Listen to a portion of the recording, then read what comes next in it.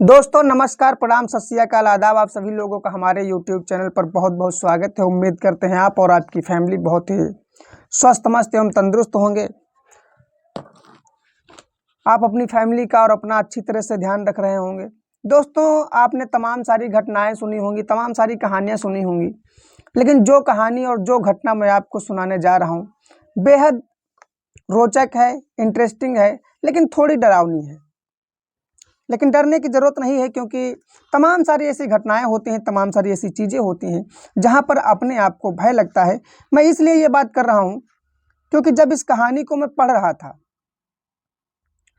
तो थोड़ी तो क्यूरियोसिटी थी कि आगे क्या होगा, इस बात की जानकारी प्राप्त करने की और जानने की। लेकिन थोड़ा सा अपने आप में डर लग रहा था कि क्या ये भी संभव है, क्या ऐसा भी हो सकता है। तो खैर, कहानी को शुरू करते हैं। आप लोगों ने तमाम सारी कहानियां सुनी होंगी जो पुनर्जन्म से परिभाषित होंगी। पुनर्जन्म की तमाम सारी घटनाएं हो सकता है आप लोगों ने सुनी हो, तमाम सारी कहानियां। लेकिन मैंने जो ये कहानी सुनी, ये पहली बार सुनी, और दुनिया की इकलौती ऐसी कहानी है जो पुनर्जन्म पर आधारित है। और ये बिल्कुल सत्य घटना है, क्योंकि इसे वर्जीनिया यूनिवर्सिटी अमेरिका ने, वहाँ के एक्सपर्ट आकर के भारत आए और भारत आने के बाद में इस घटना को सर्टिफाइड किया कि बिल्कुल ये घटना जो है वो पुनर्जन्म की ही है। अब आखिर इतनी बड़ी यूनिवर्सिटी के एक्सपर्ट जब इस बात को मानने पर तैयार हैं तो हम इनकार कैसे कर सकते हैं। तो मुझे भी इस घटना को मानना पड़ा कि ये वाकई में पुनर्जन्म की घटना है। आखिर हमारी घटना जो है ये उत्तर प्रदेश का एक जिला होता है इटावा, और इटावा में एक गांव होता है जिस गांव का नाम होता है शरीफपुरा। और शरीफपुरा के अंदर एक व्यक्ति हैं जो ठाकुर परिवार से आते हैं, और ठाकुर परिवार में उनका गरीबी से जीवन जैसे तैसे यापन हो रहा था। उनका नाम था जगदीश प्रसाद जी। जगदीश प्रसाद जी जो होते हैं, उनकी जो पत्नी होती है और उनकी एक बेटी होती है जिसका नाम सुमित्रा होता है। सुमित्रा का जन्म 1968 में हुआ होता है। 1968 से लेकर 1984 तक उस लड़की की शादी भी हो जाती है, और 85 में उस लड़का भी एक हो जाता है। आखिर इस घटना को और इतनी दूरी तक उस सुमित्रा ने किस तरह से आह्वान किया था। 1968 में जन्म लिया सुमित्रा ने जगदीश प्रसाद के वहाँ, और उनकी जो पत्नी होती हैं जगदीश प्रसाद की, उनका नाम महिमा होता है। महिमा और जगदीश प्रसाद जीवन जैसे तैसे गरीबी में काट रहे थे, और उनकी जो बेटी होती है उसका नाम सुमित्रा होता है। वो भी अब धीरे धीरे बड़ी हो जाती है, लेकिन जैसे ही उसका 5 साल की उम्र होती है, जो सुमित्रा होती है उसकी 5 साल की उम्र में उसकी माँ का देहांत हो गया, क्योंकि उसकी माँ गरीबी के साथ साथ दवाइयों के अभाव से और बीमारी की परेशानी से परेशान होते होते आखिर उसे 1966 और 67 के बीच में दम तोड़ना पड़ा। यानी जगदीश अकेला रह गया और उसकी लड़की 5 साल की जो सुमित्रा होती है वो रह जाती है। दोस्तों, सुमित्रा अब अकेलापन महसूस करने लगती है, क्योंकि अब माँ उसके साथ नहीं होती है। लेकिन जगदीश जो होते हैं वो भी अब इस दुनिया से अलविदा कहने वाले ही होते हैं, क्योंकि पत्नी के गम में बहुत ज़्यादा ही टूट चुके थे। और समय आता है 1970 के आसपास में, नहीं सॉरी 74 के आसपास में, 74 और 75 का समय रहा होगा जब उनकी भी मौत हो जाती है। 1974 तक जगदीश प्रसाद भी इस दुनिया को छोड़ देते हैं और चले जाते हैं इस दुनिया से। बचती है तो वो एक सुमित्रा, जिसको उसके चाचा ने पाला, और चाचा की भी उम्र ज़्यादा थी, इसलिए उसके जो नज़दीकी लोग थे, जो आसपास में कोई था, वो उसके साथ जीवन यापन करने वाला था ही नहीं, जिसके साथ वो अपने आप को सेटिस्फाइड कर सके, घूम सके, खेल सके। मतलब उसका जीवन धीरे धीरे एक ऐसी स्थिति में गुजरा जिस स्थिति में कोई अकेलापन ही केवल गुजार देता है। और उस लड़की का जन्म से लेकर के अब तक सन 1984 का समय आ गया था, और वो उससे अकेलापन ही मिला था केवल। और उस अकेलापन से लेकर के अब 1984 में उसकी एक जगह शादी हो जाती है। जब शादी होती है तो उस शादी जहाँ होती है उस गांव का नाम था भाटुआ। भाटुआ के अंदर उसकी शादी हुई और भाटुआ में जो लड़का होता है जिसका नाम वीरेंद्र कुमार होता है। दोस्तों, भाटुआ में वीरेंद्र कुमार के साथ उसकी शादी हुई। वीरेंद्र कुमार के साथ शादी होने के बाद में घर में उसके माता पिता भी वीरेंद्र कुमार के थे, सास ससुर मतलब सुमित्रा के थे।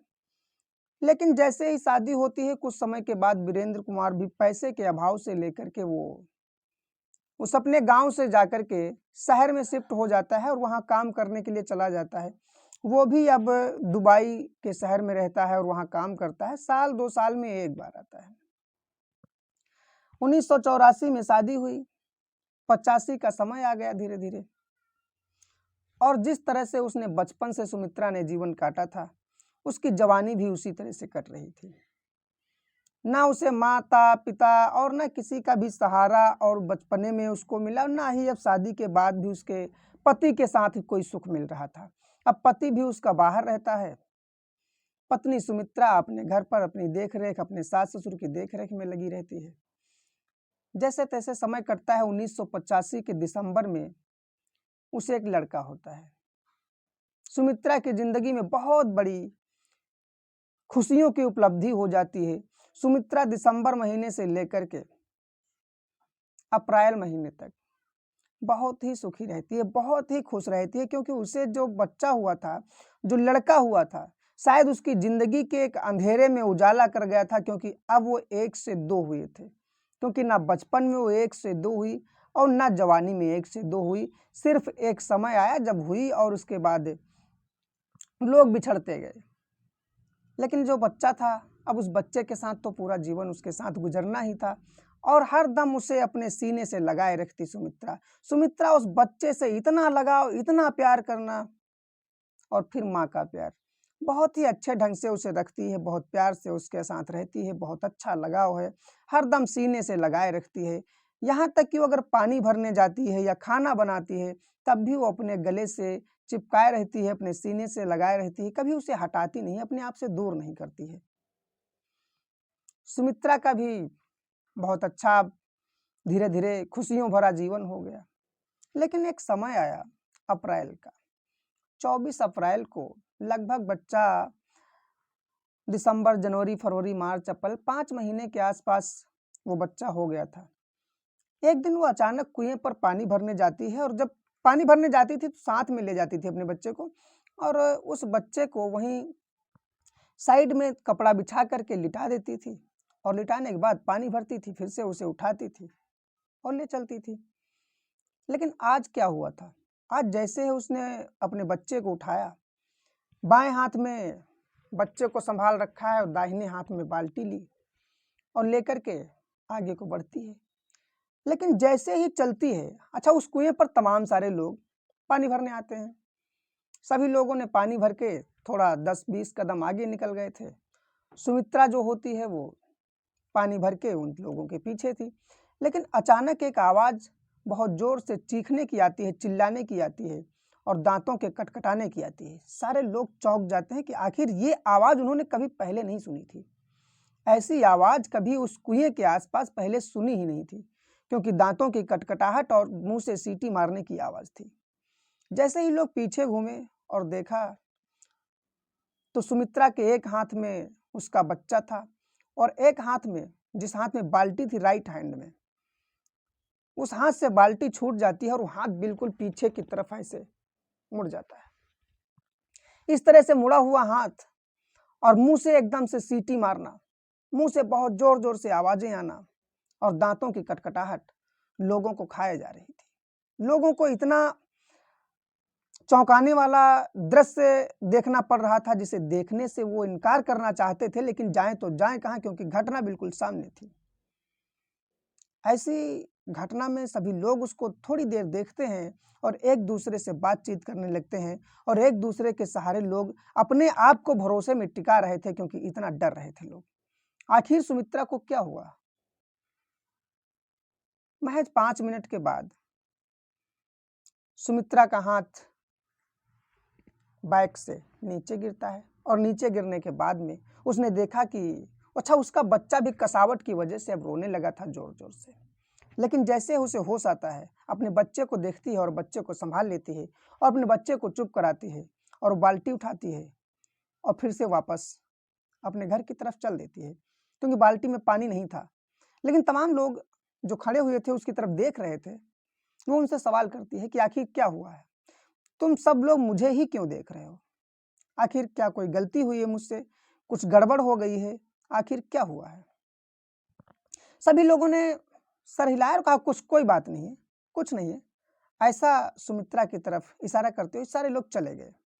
सुमित्रा भी बाल्टी देखा, अपनी बाल्टी खाली पड़ी थी, जमीन में पड़ी थी, उठाया और उसे लगा कि कहीं हाथ से छूट गई होगी और बच्चे को हाथ में लेकर के पानी भरना ठीक नहीं है।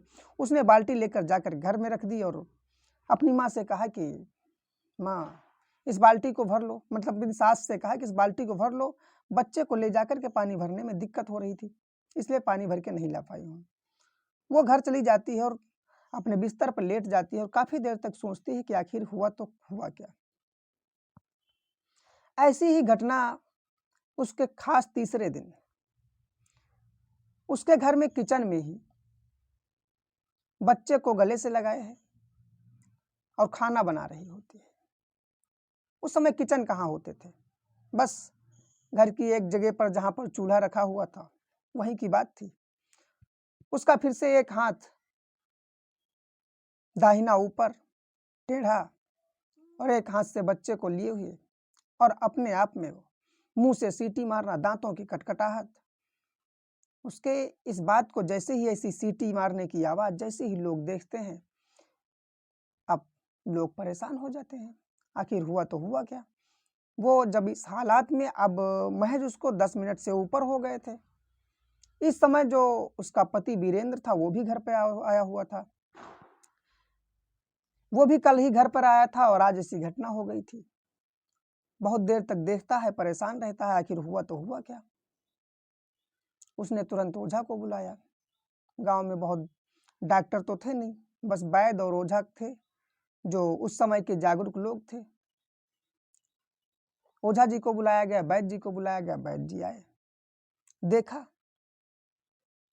देखने के बाद में लोगों को आश्वासन दिया कि कुछ समय का इंतजार करो, भी ठीक हो जाएगी। और ऐसा ही हुआ। लगभग 13 से 14 मिनट के बीच में उसकी बेहोशी टूटी, उसकी नींद टूटी और फिर से अपने बच्चे को संभाला और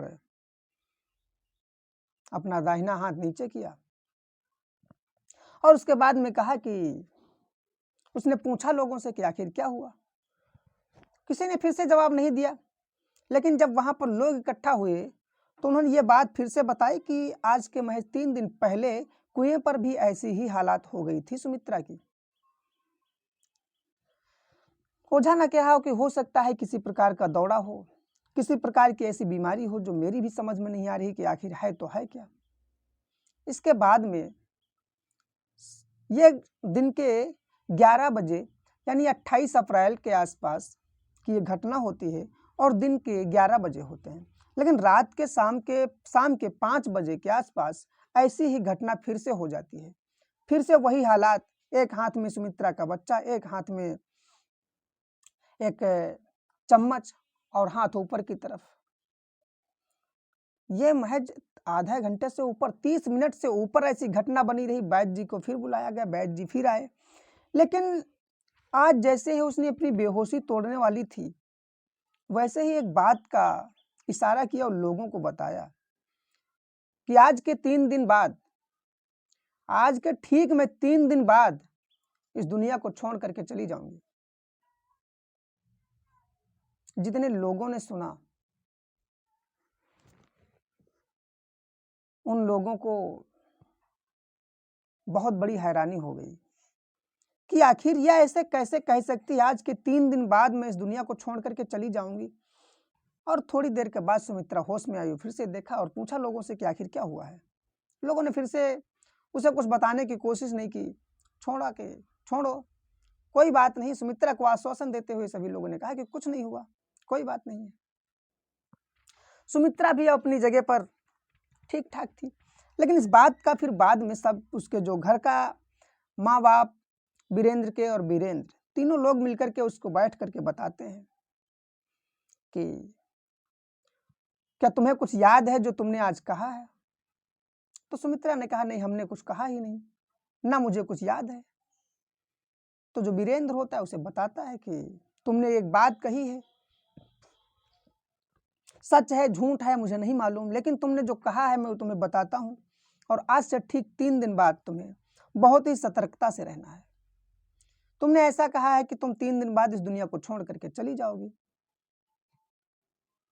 सुमित्रा ऐसी जब बात सुनती है तो सुमित्रा बहुत रोती है और बहुत परेशान होती है, क्योंकि उसके गोद में जो बच्चा था और जिंदगी में पहली बार थोड़ा सुकून मिला था, और उस दुनिया से जाने की बात करती है, इस दुनिया से अलविदा लेने की बात करती है, वो बहुत ही परेशान होती है। लेकिन फिर घर के लोग उसे समझाते हैं कि ये वहम है तुम्हारा, ये झूठ है, ऐसा कहीं होता है कि कोई अपने मरने की तारीख तय कर दे, इस दुनिया को छोड़ने की तारीख तय कर दे। लेकिन अब सब लोग तो इस वहम में थे कि हो सकता है इसे झूठ ही माना जाए, और झूठ होना ही संभव था, क्योंकि इतना आसान नहीं होता है किसी को अपनी जिंदगी को खत्म होने की समय बता दे। बहुत ही परेशान सभी घर वाले। लेकिन आज से ठीक 3 दिन का समय बाद का समय आ जाता है। आज के ठीक 3 दिन का जब समय बीत जाता है और तीसरा दिन होता है, तो सुमित्रा को एक पूरी तरह से सचेत कर दिया जाता है कि तुम आज कोई काम नहीं करोगी, ना तुम किचन का काम करोगी, ना तुम पानी भरने जाओगी, ना तुम घर से बाहर जाओगी, तुम्हें सिर्फ घर पे ही आराम से रहना है। ठीक आज सुमित्रा बिल्कुल अपने बच्चे को तेल लगाती है, नहलाती है, धुलाती है, अपने घर पे ही आराम से समय के साथ सारे काम निपटा करके सिर्फ आराम करती है। लेकिन आराम करने के साथ साथ वो कमरे में अपने घर में लेटी होती है। लेकिन उसे कुछ गर्मी की वजह से, अप्रैल का महीना था, गर्मी ज़्यादा थी, और आज 31 अप्रैल 30 अप्रैल का समय होता है और 1985 का समय आता है। वो उसी घर में, घर के अंदर पर आराम कर रही होती है, और आराम करते करते उसे कुछ गर्मी की वजह से घुटन महसूस होती है, जिसकी वजह से बाहर जाने का प्रयास करती है। और हकीकत में वो बाहर जा कर के कहीं दूर नहीं जाती है, अपने घर के जो दरवाज़ा होता है दरवाजे के पास खड़ी हो जाती है। वहीं पर थोड़ी हवा मिल रही थी, थोड़ा सुकून मिलता है।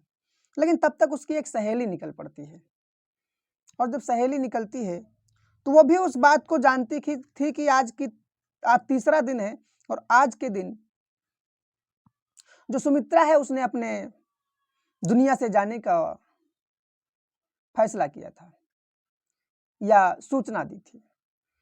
उसके आसपास के जितने लोग होते हैं, घर के आसपास के जितने लोग होते हैं, सभी लोगों को ऐसी सूचना मालूम थी। सभी लोग कहीं न कहीं इधर न उधर से पूरा दिन उसको देखने में ही समय व्यस्त कर देते हैं कि आखिर क्या होगा आज।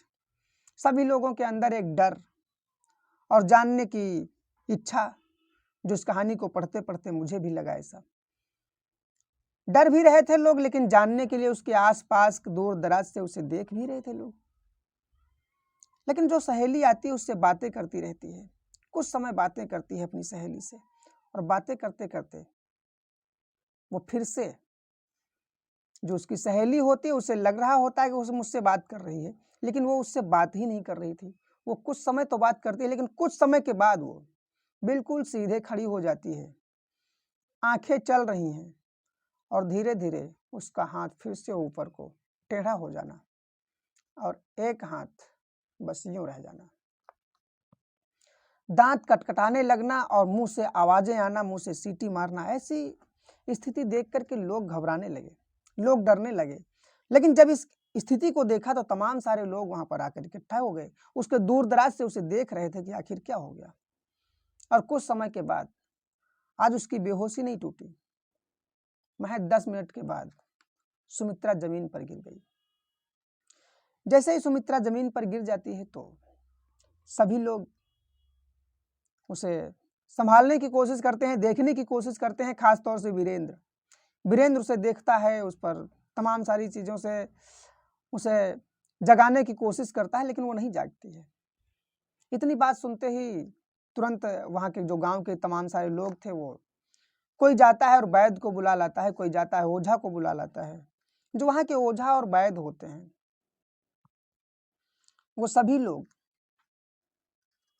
वो सभी लोग उस लड़की को देख ही रहे थे कि ओझा और वैद्य दोनों लोग भी आ गए। आने के बाद में उसको देखा, नब्ज टटोली, नाक में हाथ लगाया, हर जगह से उसे चेक किया गया। जो ओझा थे, जो वैद्य थे, चेक किए और फिर ओझा और वैद्य ने कहा कि ये मर चुकी है, इसके शरीर की सारी हरकतें बंद हो गई हैं, अब ये इस दुनिया से अलविदा हो गई है। आज सभी लोगों का यकीन, एक सूचना जो थी वो यकीन में बदल गया कि वाकई जो सुमित्रा ने कहा था वही हुआ। सुमित्रा ने कहा था कि मैं दुनिया छोड़ करके 3 दिन के बाद चली जाऊंगी और सुमित्रा ने दुनिया छोड़ भी दी।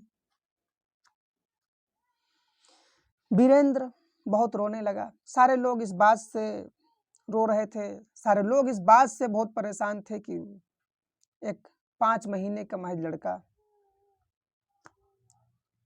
जो दुनिया में अपनी माँ के बगैर रह गया। सब लोग बच्चे को देख देख करके रो रहे थे। वीरेंद्र बच्चे को और उसकी माँ सुमित्रा दोनों को देख करके बहुत रो रहा था। स्वभाव से सुमित्रा बहुत अच्छी थी, उसके जो सास ससुर थे वो भी उससे बहुत संतुष्ट रहा करते थे, इसलिए उन्हें भी बहुत तकलीफ थी, वो भी बहुत रो रहे थे।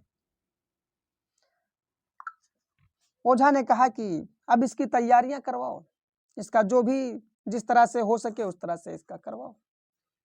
सुहागन थी इसलिए सारे श्रृंगार करवाए गए, श्रृंगार करवाया गया। उसका श्रृंगार करने के बाद में उसकी पूरी तैयारी की गई, लकड़ियों की व्यवस्था चलने लगी, उसे जलाने का पूरा इंतजाम किया जा रहा था।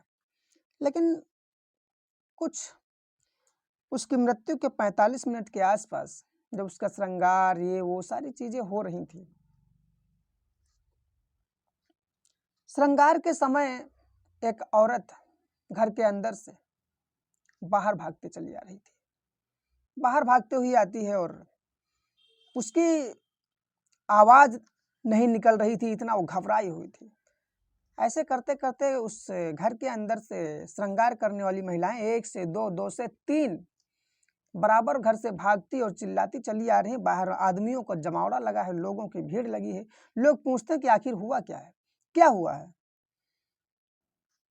कोई कुछ बताने की लायक नहीं है, किसी की आवाज ही नहीं निकलती है, इतनी डरी हुई है। और ऐसा होना भी स्वाभाविक था। लेकिन एक ने हिम्मत करके बताया वहां बाहर लोगों से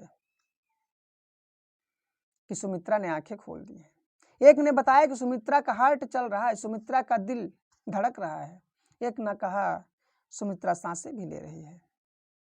जो वैद्य होते हैं, वहां के जो ओझा होते हैं, तुरंत अंदर जाते हैं और सुमित्रा को देखते हैं। सुमित्रा को ऐसी हालात में देखने के बाद सुमित्रा का हाथ पकड़ा ओझा ने और जगाने की कोशिश की, जोर से आवाज दी सुमित्रा, और सुमित्रा की नींद टूटी। सुमित्रा उठ के बैठ गई। सुमित्रा जैसे उठ के बैठती है, उसे इधर उधर देखने लगती है कि आखिर मेरे साथ हो क्या रहा है, तुम लोग मेरे साथ क्या कर रहे हो। सभी की सभी महिलाएं होती हैं, आसपास के लोग होते हैं, सब वहां से तुरंत हट जाते हैं, दूर हो जाते हैं। ओझा ने कहा कि चमत्कार है, और क्या है, आपकी पत्नी फिर से वापस आ गई, जिंदा हो गई है। सुमित्रा शायद मरी ही नहीं थी। इतनी सारी बातें सुनने के बाद में जो जनता थी वो तो खामोश थी। लेकिन वीरेंद्र को खुशी थी इस बात की कि चलो ठीक है, उसके 5 महीने के बच्चे की माँ और उसकी पत्नी वापस आ गई थी। अब इस बात को लेकर के वीरेंद्र खुश होता है और वीरेंद्र जाता है और सुमित्रा को गले लगा लेता है और कहता है बहुत अच्छा हुआ जो फिर वापस आ गई तुम। लेकिन इतनी बात पर जो सुमित्रा होती है वो बहुत जोर से धक्का मारती है और वीरेंद्र काफी दूर जा गिरता है। सारे लोग इस घटना को देख रहे थे, ऐसे मामले को देख रहे थे। सभी लोग हक्का बक्का रह जाते हैं, किसी को कुछ समझ ही नहीं आ रहा था कि आखिर हो क्या रहा है। सुमित्रा ने कहा कि मैं तुम्हारी सुमित्रा नहीं हूं। सुमित्रा ने कहा कि मैं तुम्हारी सुमित्रा नहीं हूं, मेरा नाम शिवा है। मैं सुमित्रा नहीं हूं, मेरा नाम शिवा है। और उसने हिदायत दी कि मेरे कोई भी बच्चा नहीं है, कोई भी लड़का नहीं है, मैं अकेली हूं। मेरे 2 बेटे हैं, वो बड़े बड़े हैं, लेकिन वो हैं कहाँ मुझे नहीं पता है। ओझा थे, जो वैद्य थे, उनसे वीरेंद्र ने पूछा कि आखिर क्या हुआ है। ओझा और वैद्य जो होते हैं उन्होंने कहा कि बात यह है कि इसे किसी प्रकार का सदमा लग गया है, ये अपने होश में नहीं है, इसका होश खो गया है, ऐसा कुछ हो गया है। जिन सारी बातों को सुना तो वीरेंद्र ने कहा कि कोई बात नहीं, महज कुछ समय लगेगा और ठीक हो जाएगी, फिर से ये हमको पहचानेगी, अपने बच्चे को पहचानेगी। बच्चा आज रो रहा है लेकिन वो उसे छूने तक का भी इशारा नहीं कर रही, वो छूना भी नहीं चाहती है। बच्चे को वीरेंद्र उठाता है, बाहर आता है, बैठ करके रोता है, क्या आखिर हुआ तो हुआ क्या। खैर उसके ठीक होने का इंतजार करता है। ओझा होते हैं जो उसे रिलैक्स करने के, उसे आराम करने की अनुमति देते हैं कि तुम आराम करो, जब तुम्हें लगे तुम्हारा बच्चा तुम्हारा है, तुम्हारा पति तुम्हारा है, तब तुम उसका ध्यान करना, तब तुम उसका ख्याल रखना, वरना तब तक तुम आराम करो। लेकिन उसने खाना पानी सब कुछ छोड़ दिया। सुमित्रा ने ना कुछ खाना खाया, ना पानी पिया। 2-3 दिन के बाद उसने खाना पानी शुरू किया। धीरे धीरे जब उसे दिया जाता था तो खा लेती थी, वरना मांगने की कोई जरूरत नहीं। कोई काम नहीं करती सुमित्रा, कोई काम नहीं करती, सिर्फ एक काम करती थी सुमित्रा। सुमित्रा एक ये काम कर रही थी कि सुमित्रा रोज एक पत्र लिखती है और वीरेंद्र को देती है, और वीरेंद्र पोस्ट ऑफिस में डाल देता है। वीरेंद्र पोस्ट ऑफिस में वो रोज एक पत्र डालता है, कापी लेती है, कलम लेती है, लिखती है और वो डाल देती है। वीरेंद्र ये काम 3 महीने तक लगातार करता है। अब जो वीरेंद्र होता है 3 महीने तक एक पत्र डालने का काम करता है, और ये काम रोज रोज उससे करवाती है सुमित्रा। 3 महीने पूरे होने के बाद एक व्यक्ति आता है जिसकी उम्र 55 साल होती है, आंखों में चश्मा लगाए हुए, सूट बूट में इटावा पहुंचता है। इटावा पहुंचने के बाद उस गांव को पहुंचता है जिस गांव का नाम लिखा था शरीफपुरा। शरीफपुरा के अंदर जाता है और कहता है कि लोगों से कि यार कोई ऐसी तुम्हारे गांव में लड़की है, कोई ऐसी स्त्री है जिसका स्वभाव बदला हुआ हो, जो अपना नाम अपना गांव सब कुछ भूल चुकी हो। इस घटना को तो हर कोई जानता था उस गांव का। जैसे ही उस गांव के लोग इस बात को सुनते हैं, तुरंत कहते हैं कि चलो मैं ले चलता हूं तुम्हें वहां पर, और वो वीरेंद्र के घर पे ले आते हैं। क्योंकि सबको मालूम था कि इस समय जो वीरेंद्र की पत्नी है वो अपने होशो हवास में नहीं है। लोगों ने सोचा कि डॉक्टर होगा, कहीं से बुलाया गया होगा वीरेंद्र के घर पर। वो घर आता है उसके और पूछता है कि तुम्हारे यहाँ कोई लड़की है जो मुझे 3 महीने से लगातार पत्र भेज रही है, लेटर भेज रही है। वीरेंद्र ने कहा कि हाँ बिल्कुल, वो पत्र मैं डालने जाता था। लेकिन उसके पति ने पूछा कि तुम्हारा नाम क्या है और तुम कौन हो? तो उसने कहा मेरा नाम राम सहाय त्रिपाठी है, मैं दिवनिया गांव का रहने वाला हूँ। एक गांव होता है दिवनिया, जो वहां से महज 20 किलोमीटर की दूरी पर था। उसने कहा मैं दिवनिया गांव का रहने वाला हूँ और मैं यहाँ पर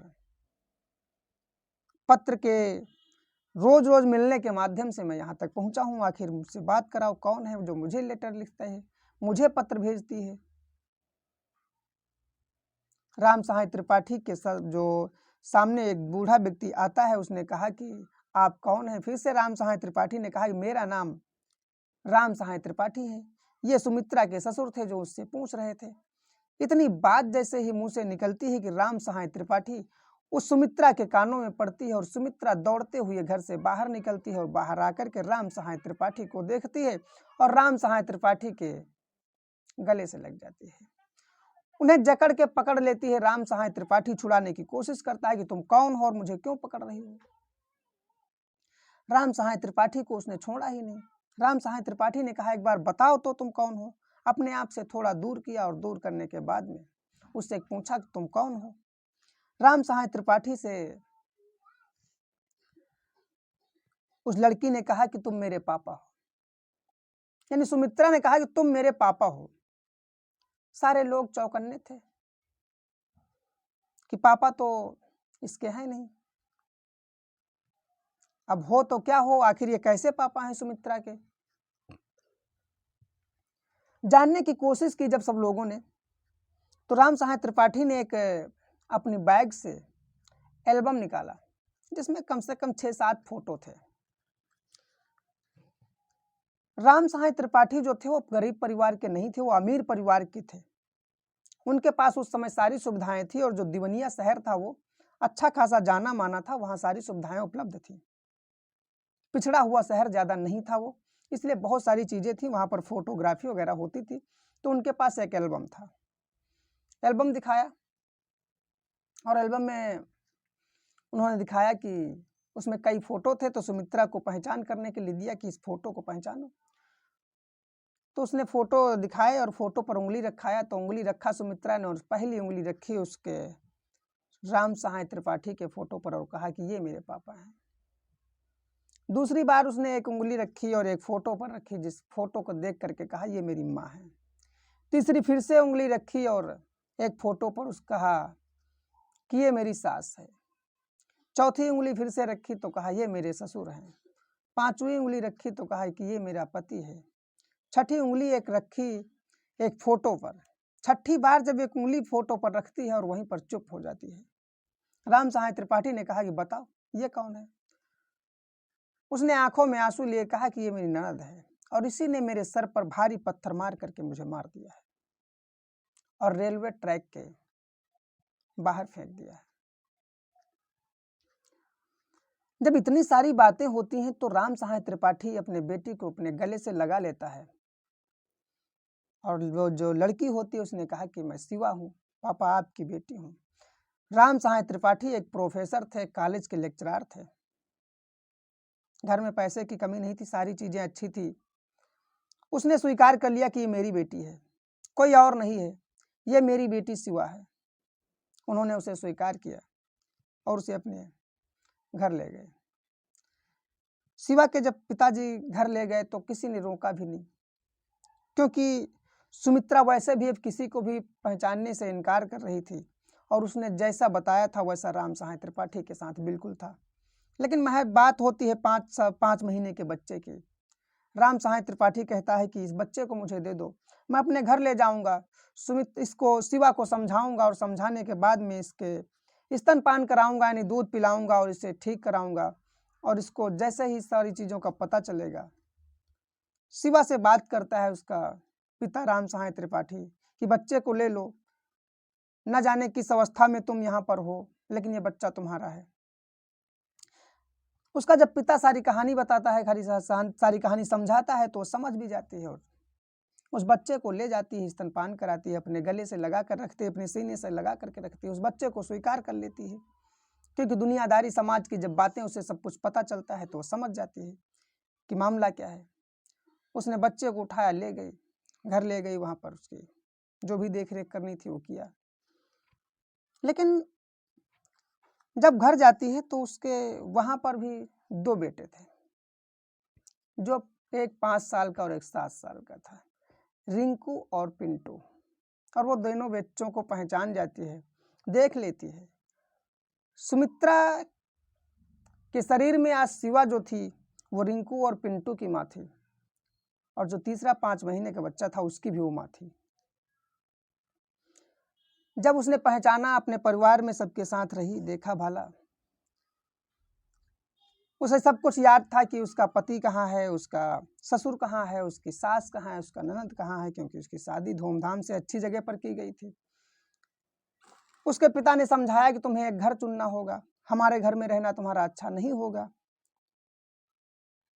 हो सके तो तुम वीरेंद्र के घर में जाकर के रहो, इन बच्चों को ले जाओ, ये भी 5 महीने का जो बच्चा इसे भी ले जाओ, उसे भी अपना पति स्वीकार कर लो, क्योंकि जिस पति के साथ तुम्हारी शादी की गई, जहां पर तुम्हें रखा गया, वो तो अब इस काबिल है नहीं कि तुम्हारी देख रेख कर पाए, क्योंकि एक बार तुम्हें मार करके रेलवे ट्रैक के बाहर फेंक दिया गया था। ये सच्चाई थी कि इसकी शादी 1977 में हुई थी। 7-8 साल में इसके 2 बेटे हुए थे, 5 साल 6 साल के आसपास जो बेटे थे, 5-6 साल के जो 2 बेटे थे, एक शायद 5 साल का था, एक 6 साल के आसपास का होगा, ऐसे 2 बेटे थे उसके। लेकिन उसकी जो ननद थी उसने उसके सर पर भारी पत्थर मारने की वजह से उसकी मौत हो गई थी और उसके बाद में उसने ट्रेन की पटरी पर फेंक दिया था। ये सारी कहानी राम सहाय त्रिपाठी समझने के बाद में समझ जाता है कि कहीं न कहीं ये सत्य है कि ये मेरी बेटी है। इस घटना को सुनते ही वर्जीनिया यूनिवर्सिटी के तमाम एक्सपर्ट आते हैं और उस बात को पूरी तरह से पूरे स्टेटमेंट नोट करते हैं। नोट करने के बाद वो इस बात को सर्टिफाइड करते हैं कि ये पुनर्जन्म की ही कहानी है और ये जो घटना है वो बिल्कुल सही है। ये सुमित्रा के रूप में शिवा है और सुमित्रा इस दुनिया से जा चुकी है। जिस दिन सुमित्रा ने वादा किया था कि मैं तीसरे दिन इस दुनिया को छोड़ दूंगी, उसके 24 घंटे पहले शिवा की मौत हो चुकी थी। उसके 24 घंटे पहले शिवा की मौत हो चुकी थी। ये जब तारीखें निकाली जाती हैं, सारे जोड़ निकाले जाते हैं, सारे तोड़ निकाले जाते हैं, तब ये पता लगता है, उस बात की सच्चाई भी सामने आती है कि वाकई में ये पुनर्जन्म का केस है और बिल्कुल ये सही बात है।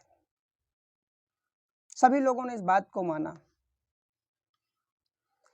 खैर, सुमित्रा के रूप में शिवा फिर से अपने वीरेंद्र के पास आई और वीरेंद्र को अपनाया, अपना पति माना। उस 5 साल के बच्चे की माँ बनी और 2 बच्चों की जो माँ थी उसकी माँ बनी। वीरेंद्र के पास आती है, वहीं पर रहना शुरू करती है, अपने सास ससुर को भी अपना लिया और उसका भी ध्यान रखते हैं। अच्छी तरह से सारी चीज़ें अब सुमित्रा शिवा के रूप में जिंदगी में अपनी। खैर, उसके कुछ समय के बाद 1995 में फिर से उस सुमित्रा और शिवा दोनों की मौत हो जाती है। उसके बच्चे अब पढ़े लिखे हैं, ठीक ठाक अच्छी जगह सेटल हैं। दोस्तों, इस घटना के बारे में आप जो समझे हों कमेंट में अपनी राय जरूर भेजें। वीडियो अच्छा लगा हो तो लाइक कर दीजिएगा, चैनल को सब्सक्राइब कर दीजिएगा। आपको इसी प्रकार से रहस्यमयी तथा क्राइम की कहानियाँ जो भी सच्ची हैं वो आपको मिलती रहेंगी। एक रिक्वेस्ट है कि चैनल को सब्सक्राइब कर लेंगे तो आपको रहस्यमय तथा क्राइम की घटनाएं जरूर मिलेंगी। रोज़ आपको शाम 6 से लेकर के 8 के बीच में आप तक हमारी कहानी पहुंच जाया करेगी। मिलते हैं किसी अगली कहानी में कल, तब तक के लिए नमस्कार, धन्यवाद, जय हिंद।